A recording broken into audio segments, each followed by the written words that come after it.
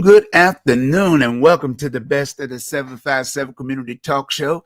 And I am your host, the one and only, because there will never be another one. The course, CAPTAIN85. How y'all doing? And you know, I got a special guest for you today. And he's a 757 comedian. He's been all over the world doing comedy. And he's taking time out of his business schedule to come chat with us today, chop it up, so we can get to know a little bit more about Alex Vaughn. That name sounds familiar, doesn't it? Oh, yes, it sounds familiar because that's my son. Alex, how you doing? I'm doing good. How you doing? I'm doing all right. I had to put that in there because I want to, get some props. I get you. I got you. So it's been a long time and we get the chance to really chat and stuff. And so with your career, I want, people to know that you just didn't start doing comedy. I want, to try to bring them up to speed when you started, what made you want to be a comedian. Because one time you want to be a DJ, then then you change your mind. I don't know why, get on the ones and twos, but hey, it's a lot of work. I ain't want you to do it anyway because people don't know doing that is a lot of work. I got you. I just didn't want y'all to do it, but I'm glad you got something that you love and care. And I, like all your brothers and sisters, I try to support whatever y'all are trying to do. So tell the people a little bit about your ambition to be a comedian. No, I got you. Well, I started doing. I always loved doing entertaining. Ever since I was a kid, I remember being in elementary school, middle school, doing like small theater productions in school. And then when I got to high school, I auditioned for all the plays in high school. I got casted as some of the lead roles in some of the plays, which was really cool. And then I started doing a little bit of DJing around senior year. That's where you get it from. And I just love entertaining. I think my true passion, I love storytelling and I love making people laugh. So 18, I think the first time I went to the open mic Funny Bone in Virginia Beach, did 5 minutes, did okay for my first time, and then did it the next night and then bombed.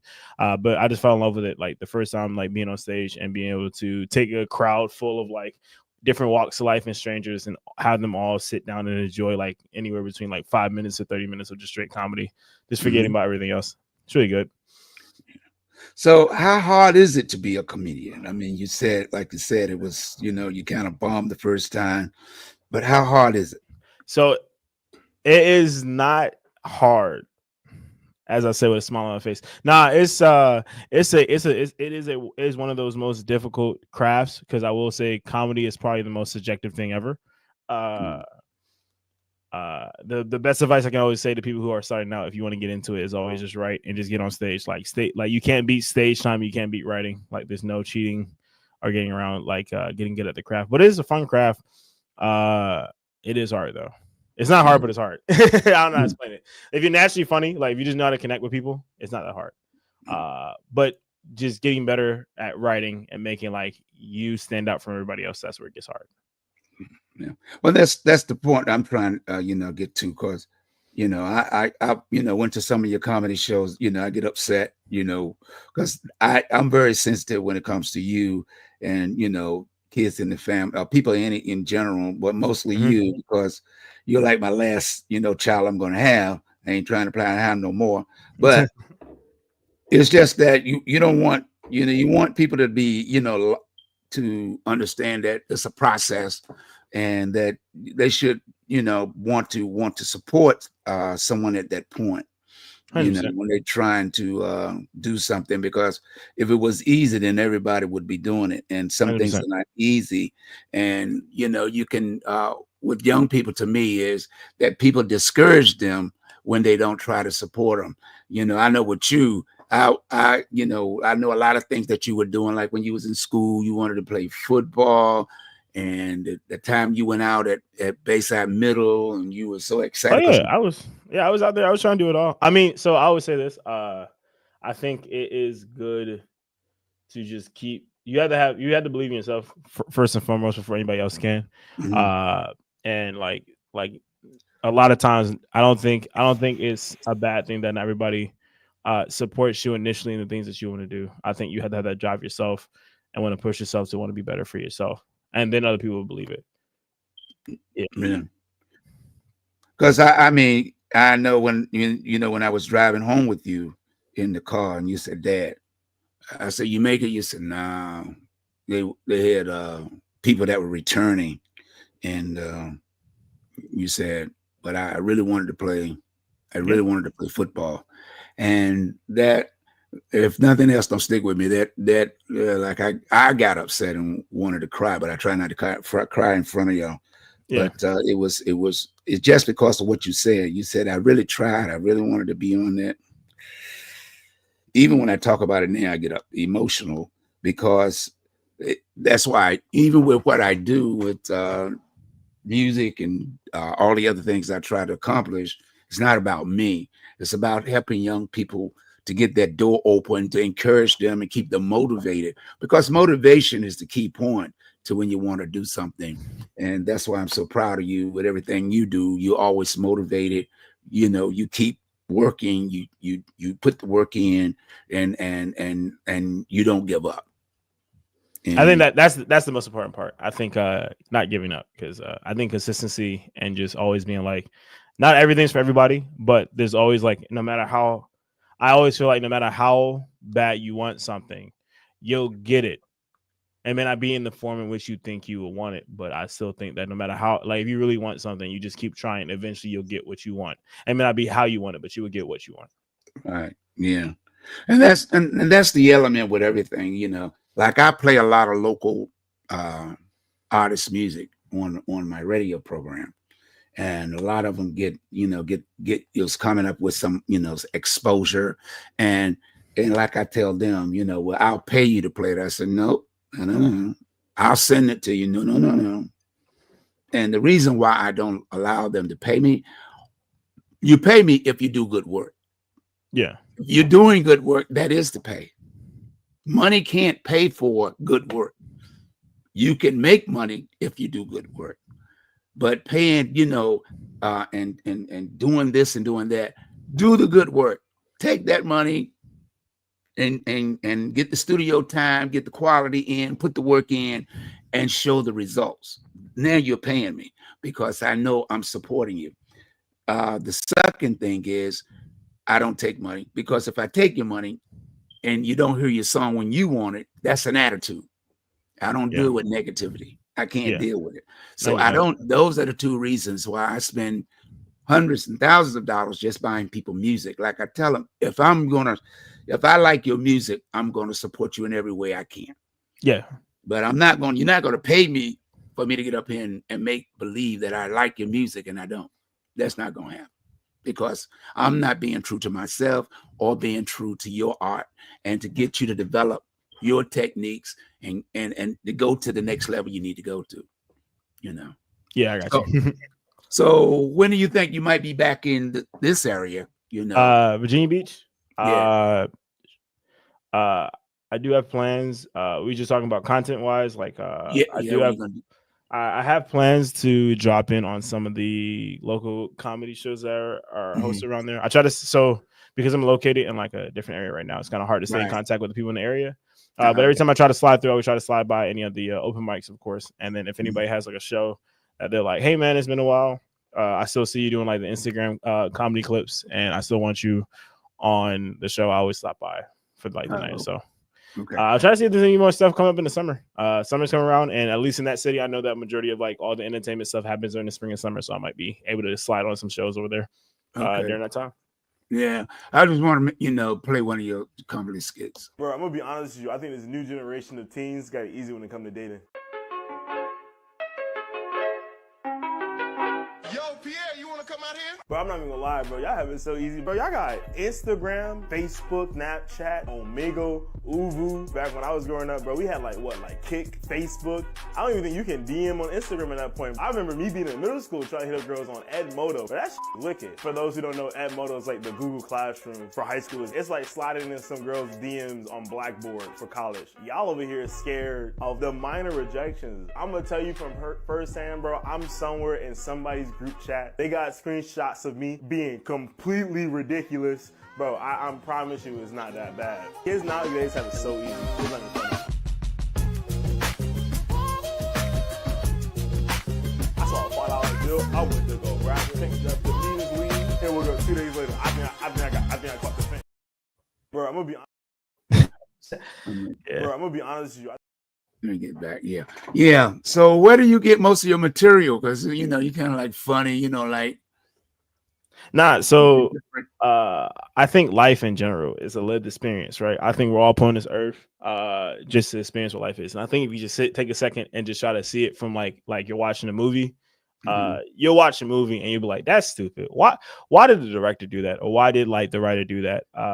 There's always a bigger picture behind the whole writing because the story has to be played. And I think life is the same way. Like I think God put us all through like stories and tribulations, and then the way people act in certain situations is just funny. In my opinion, I think I'm a professional life watcher. I live life and I watch other people do stuff, and I think it's hilarious. Because like I said, I study all type of entertainment, carefully, how they phrase, how they express, make face features. Because a lot of people just thinking just words. It's not just words. You have to, do your face features. You gotta, do certain things, have a certain look, certain image. So with young people, up and coming, what would you tell them they need to practice and, most of all? Just practice talking to people. I think there's not enough social interactions nowadays. I think social media has removed the whole just walking up to random people and just talking, having conversations. And I think as long as you can understand just the flow of how a conversation is supposed to go, rather that's just one-on-one, or if you ever have do public speaking, it's just pacing and just talking to people. If you do it enough, you'll get good at it. But just prime example, I talk fast, but be more confident, more everything. You slow down your pace, you lower your voice, you have a smile on your face when you try to deliver good news, and you just try to be more animated when you give out stuff. You don't have to talk with your hands per se, but just doing the small cues, just showing emphasis on certain things more than others. That's about it. But yeah, just practice. One of the things, another question I wanted to ask, I know you've been doing comedy, back in the past during the pandemic, you was out, 100%. Where you was at, and some of the celebrities that you already opened up for, as in your career. I got to open up for a decent amount of just normal comedians, but at least some of the, I would say B-list, A-list celebrities now. I would say Tommy Lee Davis, which is the voice actor for Oscar Proud in Living Color. I think he was on In Living Color. Matt Rife, he's blown up right now on TikTok, but before he was on Wild 'N Out and other few TV events. I got to open for DC Young Fly, which was really entertaining.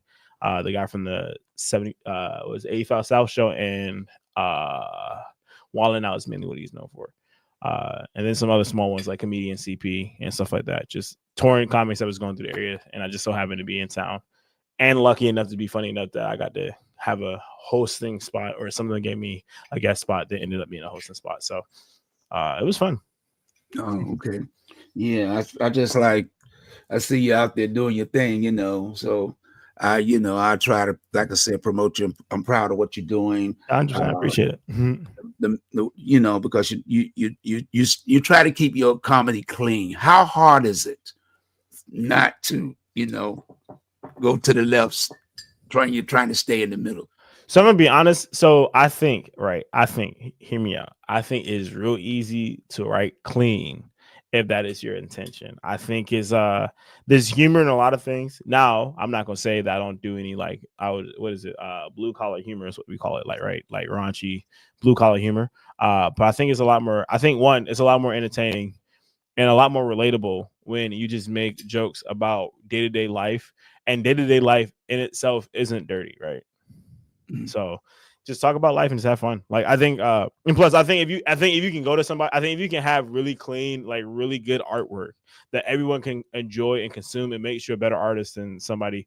Not saying that like they're bad artists, but I think it allows you to just be more creative when you put restraints on yourself, and then now you're a better overall artist that can do both than just only not ever trying to do clean comedy or clean artwork, in my opinion. Yeah. So I know that you do draw. I did a long time ago. You think you'll ever get back to being a painter or Nah, I'm gonna be honest. So the main things I try to focus on, right, is just writing. I try to focus on writing, and anything in regards to storytelling. So it's always gonna be comedy. I want to get back into acting 100%. I want to get back into theater. Drawing is a cool thing, but I am a firm believer that you can do anything you want in this world. You just can't do everything. And having too many like buckets to fill up at one time, you won't be the awkward. You won't be the adequately fill up all the buckets at once. Yeah. Yeah, I understand that. That's the same thing with me. I stick to one thing, but consuming what it is, because one thing that I did in entertainment, because I used to be, I started out as a DJ. Yeah. But what people did is they get around from trying to pay me a DJ salary, and then they want me to start managing. Yeah.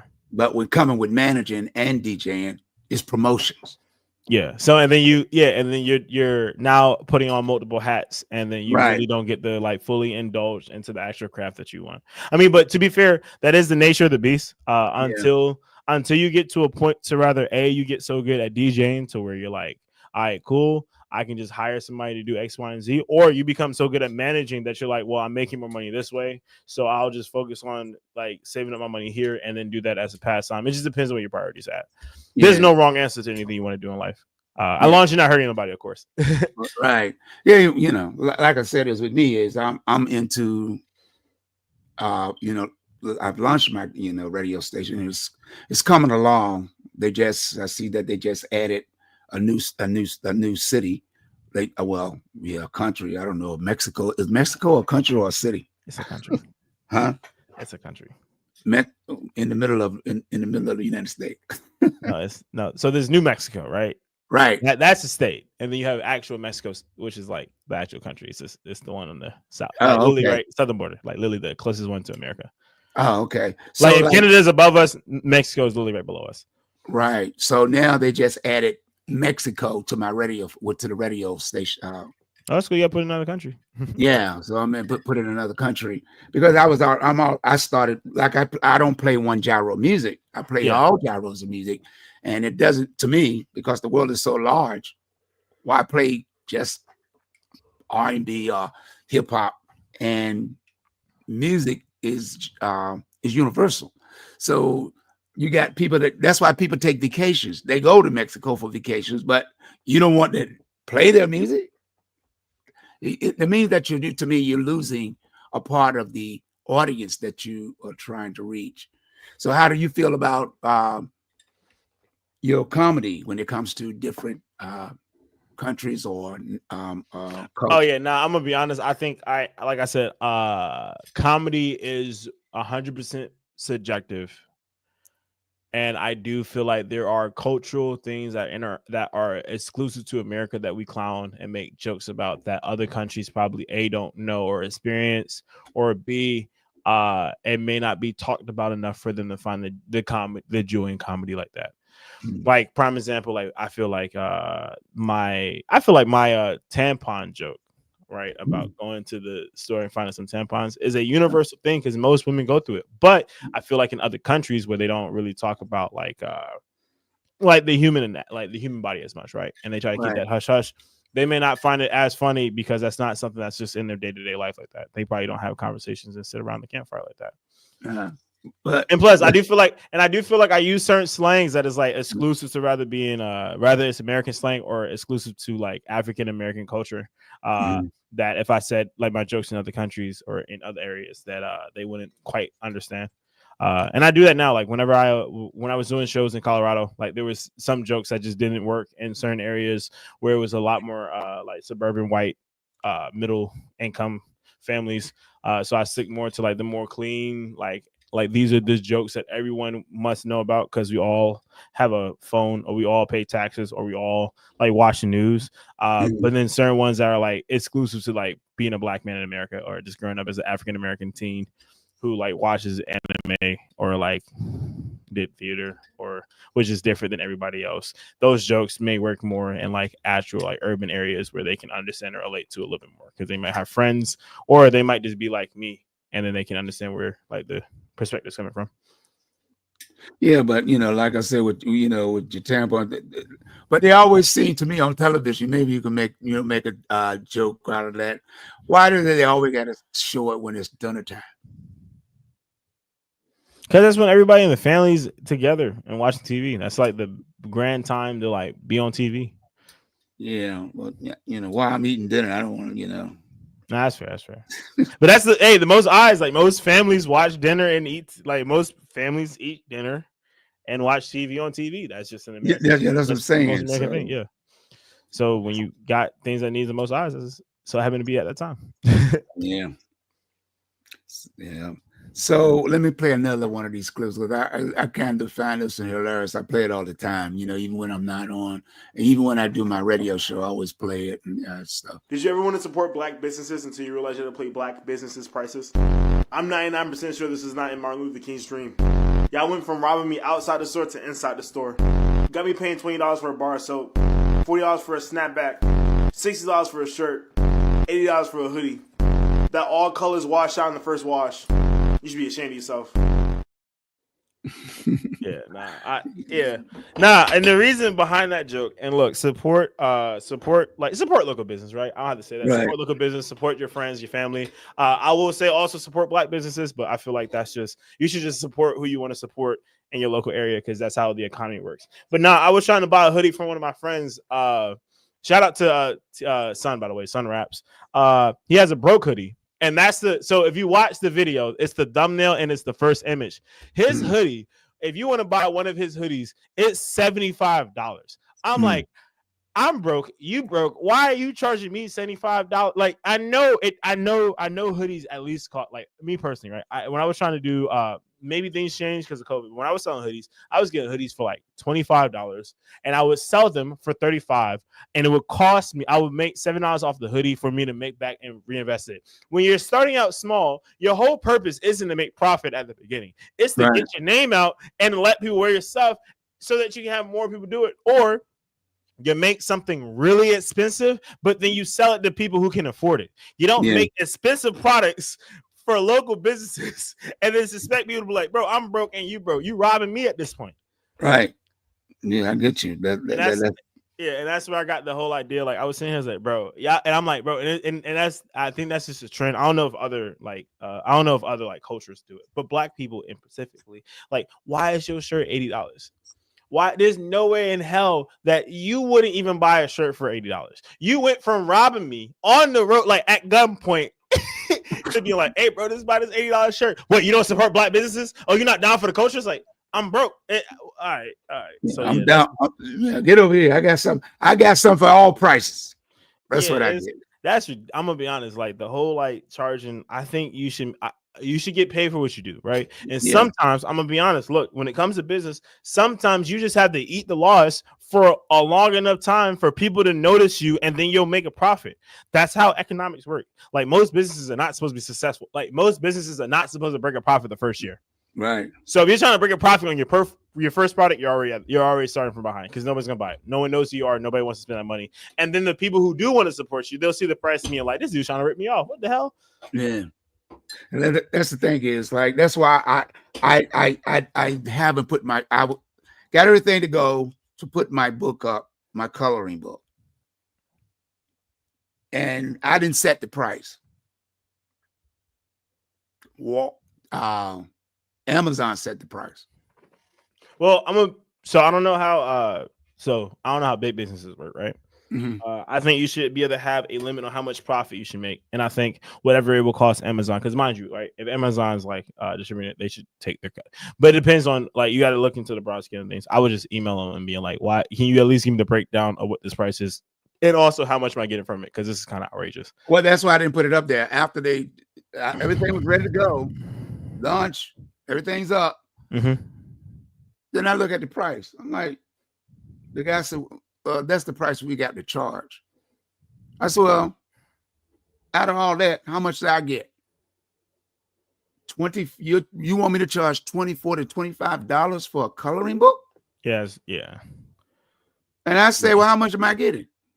Oh, after everything, you get $2. I can't see how it costs them $22 for them to make the book. Yeah, I know. That's what I'm saying is, and I'm like, nah. Well, I'm gonna be honest. Look, maybe right because inflation hit hard. Maybe it does cost $22 nowadays to make a book. But at the same time, I still think that I don't know that $22 kind of $25 for a coloring book. I mean, it depends on how good the coloring book, but I think honestly, it should be 20. Yeah, I mean, 25 plus the pencils, maybe. Yeah, well, no. It was that's just them. I'm saying, yeah, that's what I'm saying. Yeah, it would be $22 for shipping for a coloring book. Yeah. 25, 27 if you get the pencils with the smaller ones you get from the Dollar Tree. Yeah. Yeah, but the money already invested in having our artists that do comic books. No, I got you. That's a difference. I'd already spent X number of thousands of dollars just to do that. Just to give people, like I said, to have people that trying to make a living at what they do. I'm gonna try to meet you halfway of what your prices are. Yeah. But then I got the marketing to do, the driving around, going to different events. It takes a toll. Yeah. It's not all profit, so, but you get the recognition, I get recognition for things I do.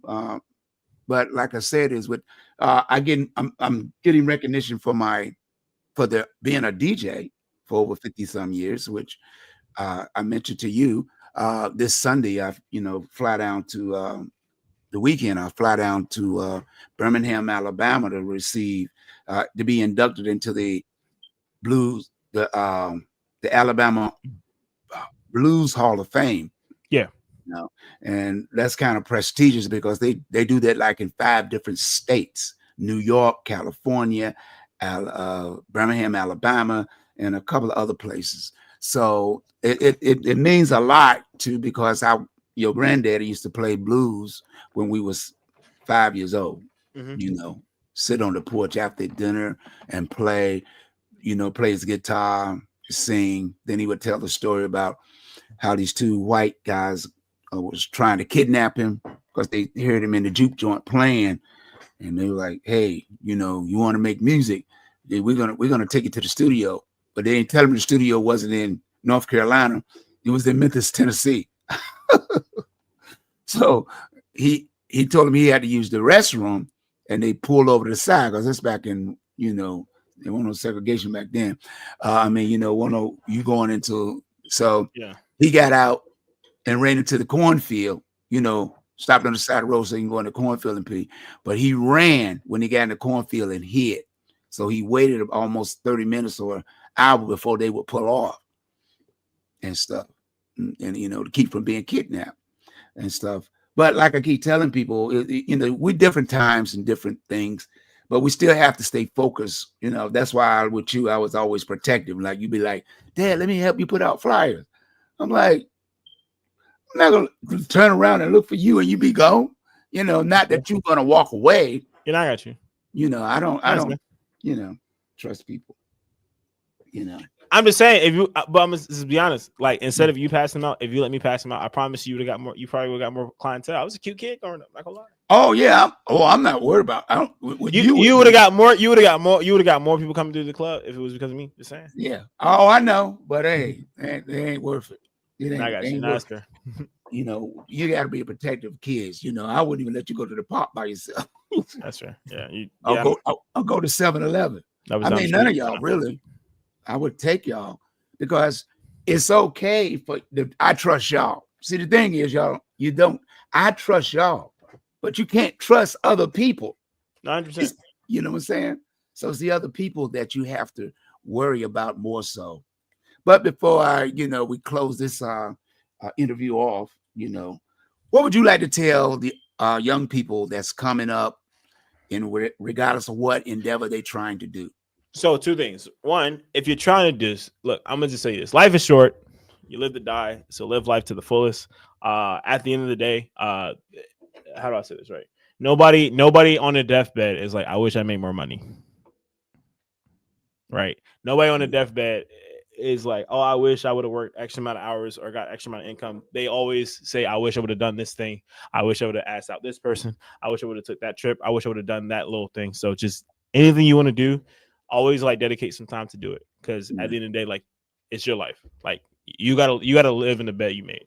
Second, consistency is key. So anything you want to do, just keep sticking at it. Like I can't guarantee you that you'll be like the best at it, but you will be it. Right. Like at the end of the day, let's say if I put up my microphone and I never step on the stage again, I still got paid as a stand-up comic. I made a living as a stand-up comic. I was a stand-up comic. I did it. If I don't do it again, that's fine. But I did it. So at the end of the day, like do the things you want to do that make you happy, and always like keep aspiring to do more, better, and greater things. Yeah. And that's the most important thing. As long as you're happy in life. Yeah. You know, you can't buy happiness, but you have to work hard to keep. Yeah. You know, then if you work and add it the most, it'll be rewarded in the end. Yeah. You know? So, well, I know that you have things to do. Yes. And when you'll be able to come back again? Just give me a time. Just give me a time and let me know like a little bit more in advance. I was able to do it today because the schedule lined out, and that's why I was able to like do it a little bit last minute. But just let me know like a little bit in advance. Like give me like some time in advance, and we can always just sit down and talk for like 20-30 minutes. Yeah, okay. And maybe hopefully next time if you give me a little bit more time in advance, we can do a little bit longer. But because I do gotta be somewhere at 1 o'clock. But other than that, yeah. All right, no doubt. But thank you so much. I appreciate it. It's always a pleasure. Like I tell people, I'm so proud of you and stuff, and your brothers and sisters, and is to get y'all on. Take time out to get you on. It's being proud, but it's also I want you on so that other kids or parents can show them the video. 100%. So they can listen. All right. So I'll talk to you later. Thanks Thank you for coming having on. me. I love you, Dad. I love you too. Let me know next time you'll be on here. It was fun talking. All right. Thank you so much. All right. Alex Vaughn, the comedian. He'll be coming back another time. Thank you so much and have a great day. You too. Bye-bye. Well, like I said, that's my son.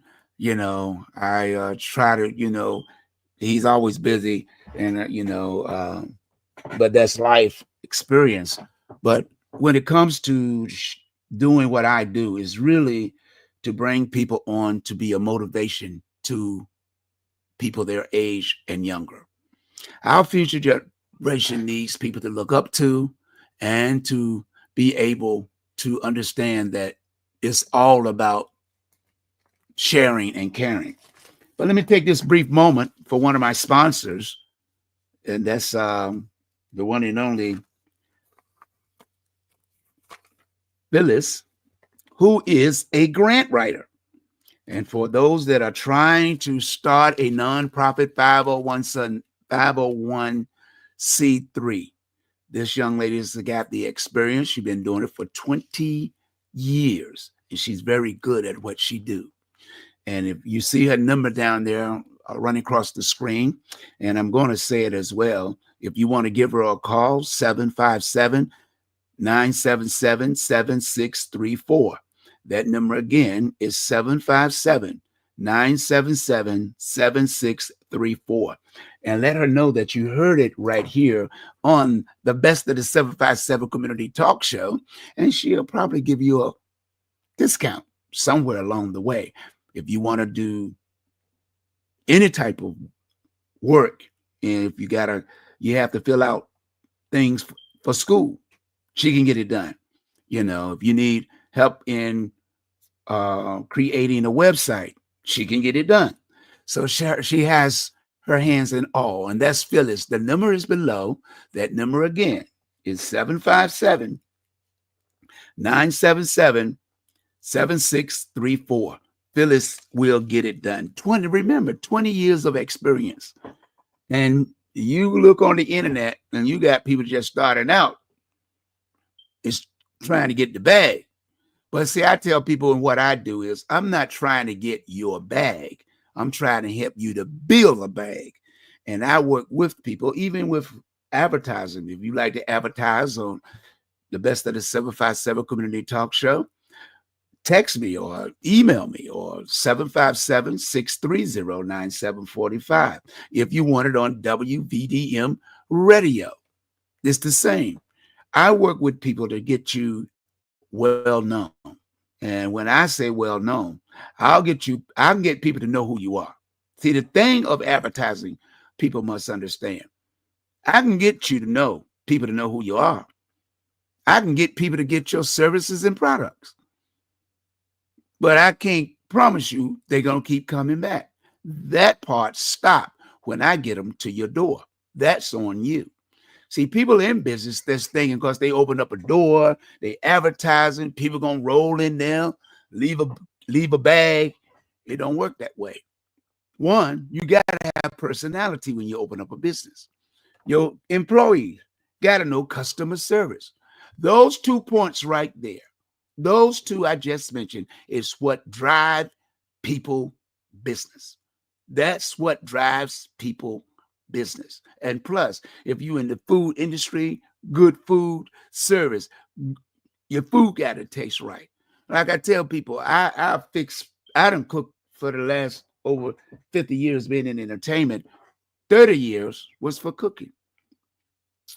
People became Picasso's for 15 years. I didn't cook every night and I didn't prepare all the buffets, but I did cook buffets and food and introduce people to dishes. And they'd be like, I don't eat that. I ain't eating that. I said, okay, tell you what. All right, don't worry about it. I go right in the kitchen and cook something and bring it out and let them sample. I said, sample that.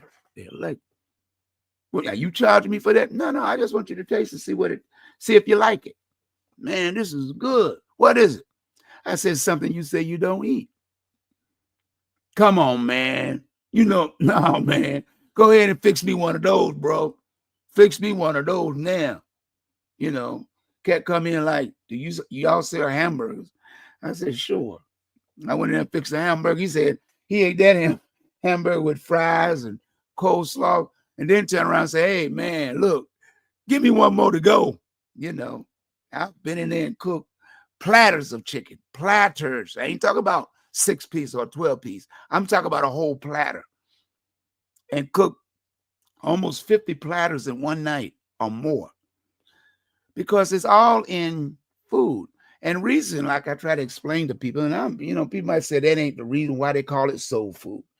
But I was brought up under my mom, watching my mom cook in the kitchen, cooking, my aunts in North Carolina cooking, my sister-in-law in New York cooking. I was always in the kitchen. But one thing about the South, my mom and my aunts, when they was cooking, they were singing in the kitchen. They were singing. And when you don't sing, to me, you're not putting your soul in it. That's where the soul come in at. The soul, because you are blessing that food. You're praying over that food to make sure it be healthy, because you don't understand certain things they was giving our ancestors in slavery was what they was feeding animals.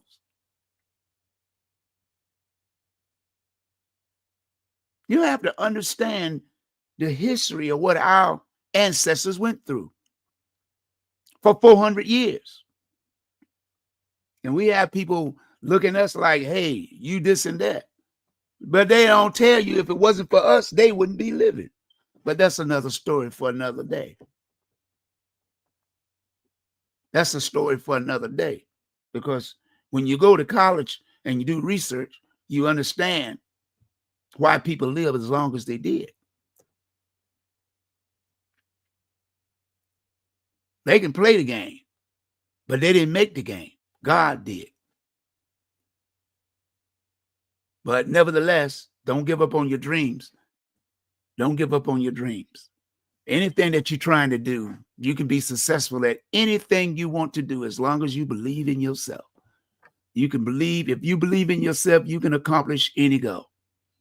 I don't tell people what to do.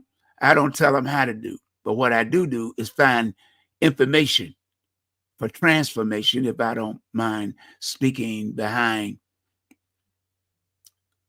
my co-host on WVDM that does GA for Justice, Miss Georgia Allen. That's her quote, but this is what I do. It was God's grace.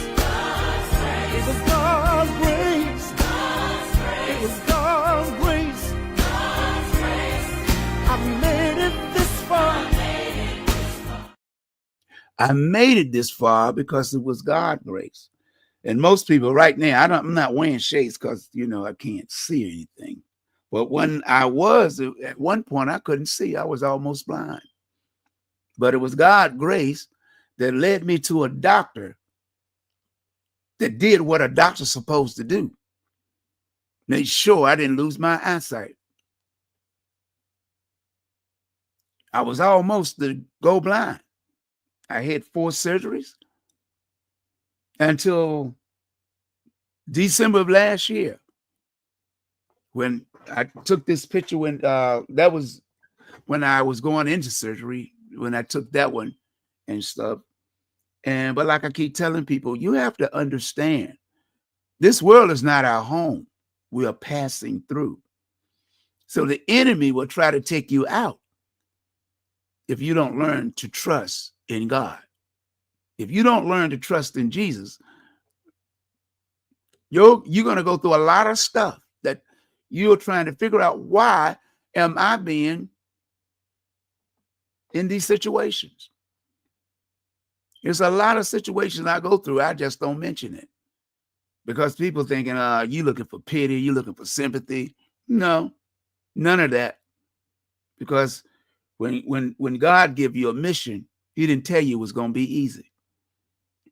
When God give you a mission, he didn't tell you it would be easy. All the things that we go through, and sometimes you can't figure out why. But always remember this: when you fall on your knees and ask God to cover you in the blood of Jesus, then you will know. A lot of things, a lot of people ain't here today.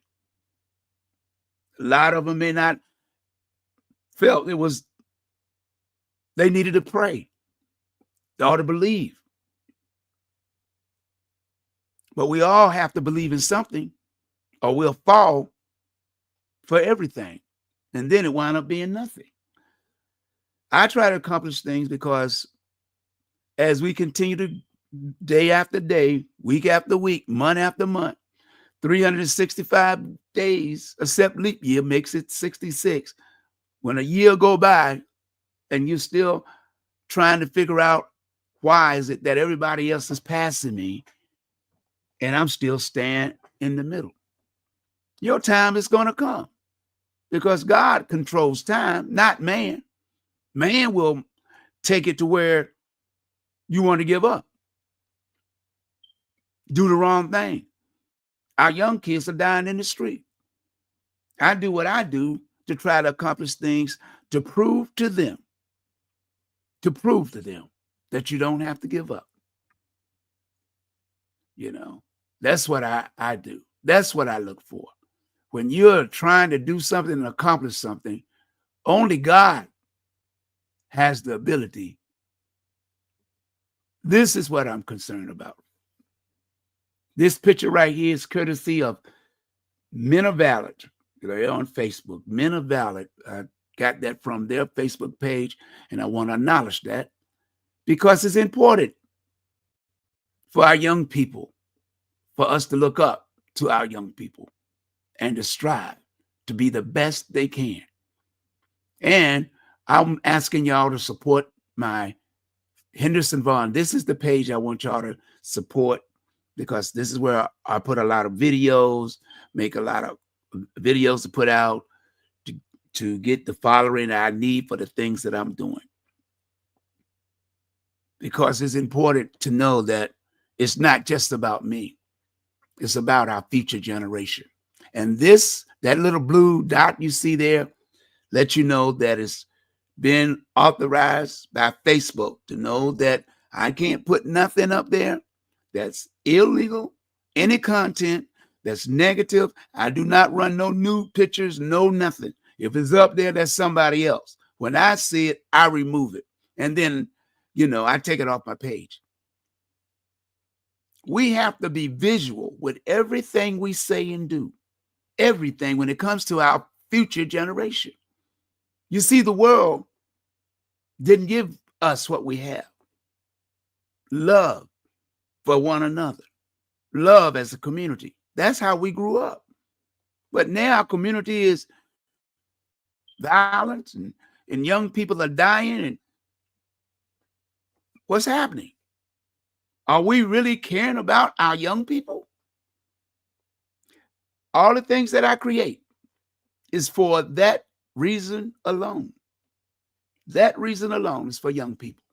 My comic books, my coloring books, and everything else I'm working on. My radio station, WVDM, that you listen to from 3 until 5. If you don't have the link, go to your app store in Apple right now, because I'm just catching back up on a lot of things that where I couldn't see, and papers that have to be filled out. I have to get in contact with them and get that, make sure I get those papers done right, or because everything is a license. Everything you put on the internet is scrutinized because you're in other countries. In other countries, you can't do or play certain things. So when it comes to our people knowing that our young people, I love kids. I've had 7. I lost my youngest daughter last year in June, and her anniversary of her homecoming is coming up in June. And I'm trying to do things to make sure that she be celebrated, because she was a wonderful mother. She raised 7 children. But she was too young to be not here to continue to see her grandkids grow. It's important to me to let everybody be aware of what I do. Make no mistake, I only know one thing. This word right here is not used enough. This word right here is not used enough. We can talk about hatred. We can talk about this. We can talk about that. But real love, to all the parents that's listening, you don't have to agree. You can disagree. But this word love has to be passed on to our future generation, to let them know love is not sex. And let me repeat that again. Love is not sex. Love is what we have for one another, what we experience in our spirit, what we experience in our heart. Sex is for reproduction, for bringing in a life that somebody's going to have to be responsible for. Is sex pleasurable? Yes, it is. It's one of the most pleasurable things on this planet. That's why they should be educated. When I used to, when my dad was living, he would talk about my mother. And he would say, because they are from the country at that time. My father was born in 1917. And my mom was 2 years older than he was. So that means that she was born in 1915. And he said he was walking past the house and saw her sitting on the porch. And he said to her, I'm going to marry you one day. But back in those days, you couldn't talk to nobody unless you got permission from their father. So he knocked on the door and introduced himself and asked him will it be okay if I come and court your daughter? That's what they called it back then, courting your daughter. And he said, what do you know? And he said, her dad said, what do you know about courting? He said, I know I like her. And maybe someday I'll ask you for a hand in marriage. He said, okay, we'll just stick with just you stopping by and seeing her sometime. But back then, you had to be in front of the father or the mother. You're not going to sit over there and come to the house knocking on no door when ain't nobody home, creeping around, peeping around. That's the way I was brought up. When I started dating, I think I was about 17 or 18, mostly at 19, because I wasn't really interested in dating nobody. You know, I was in school, I was working for $1 an hour. I couldn't afford to have a girlfriend at $1 an hour. And, you know, I'm the worker. I'm learning things. I don't want to. That's why I'm so quiet today. I mean, that's the way I always been. I always stayed at home, get work done, drawing, sketching. When I was about 17 or 18, my mother let me have my own room, because as you grow up, when one older person leave, you get their room. And until then, you sharing room with your other brothers. And then it might be 3 bedrooms. The girls got their room, the boys got their room, and my mom got their room. It's just a different time. But bringing up children, it should not be no different time in teaching them the good and the bad. And when you don't, you're burying them. Mothers are burying their children. Mothers and fathers are burying their children. The rest of them are going to the pipeline to prison. And if they don't make it past the 3rd grade, they automatically are subject to go to prison. It's a lot we have to educate our young people on. It is up to us as the elders, seniors, but most of all, just like they go to classroom. Our classroom is in our neighborhood. To teach them, train them while they're young. I know they might get upset sometimes, like, I ain't trying to hear that. I don't want to do that. You can't make me do that. No, I can't. I'm not trying to make you to do anything. I'm just trying to teach you so you can do that for yourself. Love is the key to all things in life.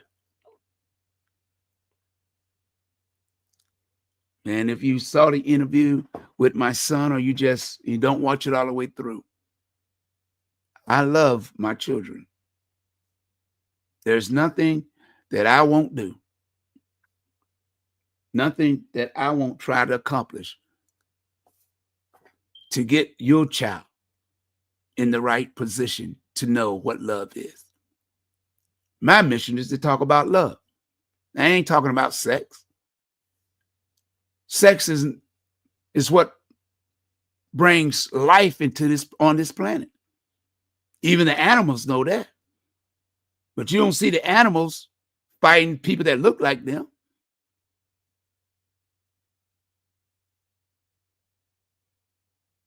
They might fight another animal, but they ain't fighting each other. Unless it's a challenge, or, how it is in their kingdom. So why are we allowing people to tell us to hate ourselves? This is the only thing that we should be concerned about. Our history, love, and the children that we meet and we come in contact with. And I hope that this hourly program today was something that was informative, because these kids need our love. They don't need lip service. Love is something that you feel in your heart, in your spirit, in your soul. Not something you just think about with your mind, not something you just see with your eyes. I hope you join my Facebook page or check it out and watch some of the stuff that I put up there. Again, this is the page for my page.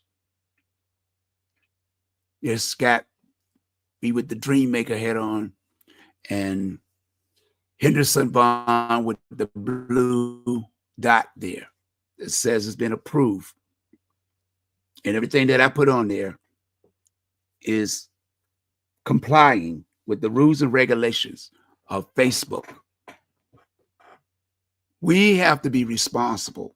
We have to take charge and stop letting our young men and women be killed, our young women being raped and molested, sold into sex trafficking, our young men's the same way.